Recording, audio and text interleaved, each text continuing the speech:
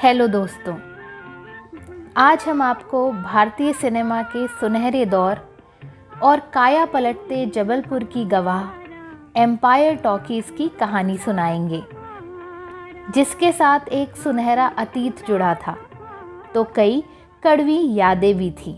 सन 1918 में अंग्रेज़ों ने इस भवन का निर्माण टॉकीज़ की तरह नहीं बल्कि थिएटर की तरह करवाया था और इस एम्पायर थिएटर में लाइव प्रोग्राम होते थे, जिन्हें देखने के लिए अंग्रेज़ और रईस दूर दूर से आते थे। बाद में यहाँ फिल्मों का प्रदर्शन शुरू हो गया।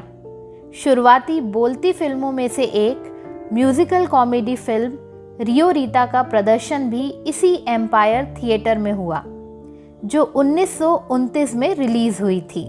प्रेमनाथ बचपन में यहाँ अंग्रेज़ी फिल्में देखने आया करते थे और एक बार टिकट चेकर ने प्रेमनाथ को बिना टिकट पकड़ लिया और डांट कर यहाँ से बाहर निकाल दिया था।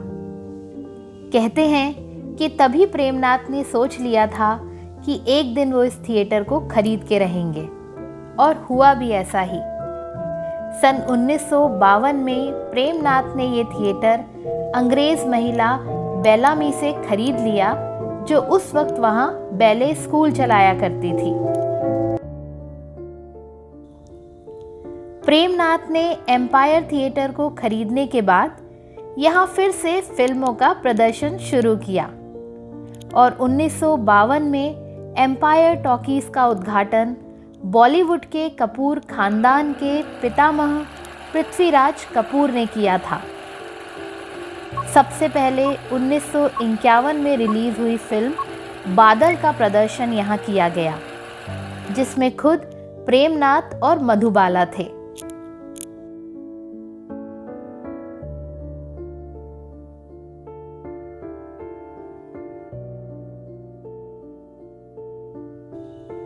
अस्सी के दशक की ये मूवी टिकट भी हमें मिली, जो उस समय सिर्फ 6 रुपए की हुआ करती थी।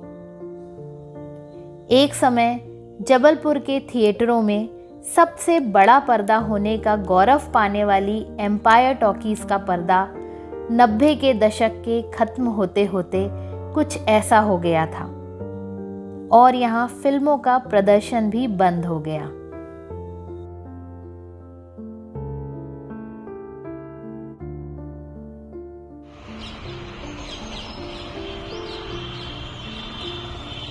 एम्पायर टॉकीज़ से लगा हुआ प्रेमनाथ का बंगला हुआ करता था, जो अब काफ़ी जर्जर हालत में है।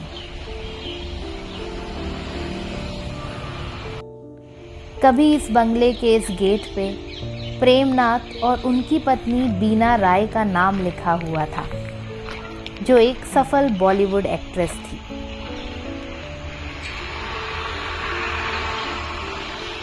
इसी घर में प्रेमनाथ की बहन और राज कपूर की पत्नी कृष्णा रणधीर और ऋषि कपूर के साथ छुट्टियां बिताने आया करती थी और इसी पोर्च में प्रेमनाथ की फेवरेट रेड कलर की शेवरले कार खड़ी रहती थी।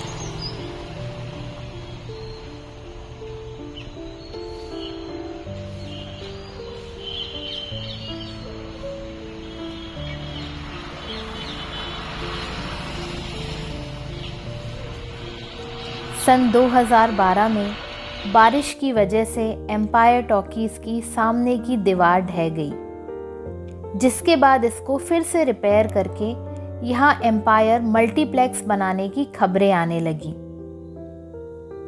लेकिन ऐसा कभी हो नहीं पाया और भारी बारिश के चलते जर्जर भवनों को लेकर प्रशासन के चल रहे अभियान के तहत एम्पायर टॉकीज़ को चिन्हित किया गया। इसके बाद प्रशासन की टीम बुलडोज़र के साथ पहुंची और शहर की सबसे पुरानी टॉकीज़ को ज़मींदोज़ कर दिया गया।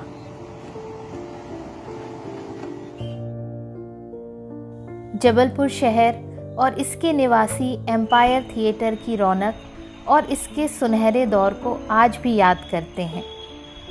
हालांकि अब ये थिएटर केवल इतिहास का एक हिस्सा रह गया है, लेकिन इसका सांस्कृतिक महत्व और इससे जुड़ी यादें हमेशा जीवित रहेंगी। गुजरा हुआ ज़माना